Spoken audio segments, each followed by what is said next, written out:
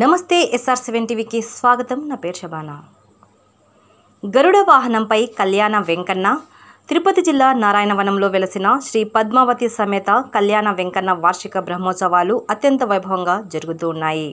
బ్రహ్మోత్సవాల్లో భాగంగా శనివారం ఉదయం మోహిని అవతారంతో రాత్రి గరుడ వాహనంపై శ్రీ కళ్యాణ వెంకటేశ్వర స్వామి భక్తులను కటాక్షించారు. ఉదయం 4 గంటలకు సుప్రభాత సేవలో మేల్కొల్పి స్వామికి నిత్య పూజా కైంకర్యాలను అర్చకులు పూర్తి చేశారు.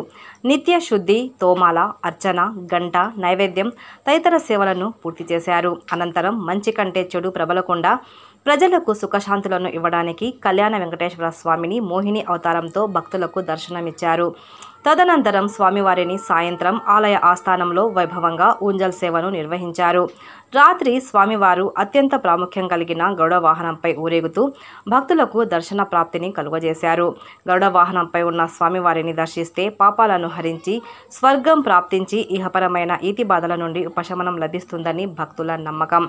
మండలంలోని చుట్టుపక్కల ప్రాంతాల నుండి శ్రీ కళ్యాణ వెంకన్న గరుడ వాహన సేవలో తరించడానికి భక్తులు పెద్ద ఎత్తున పాల్గొని స్వామిని దర్శించుకున్నారు.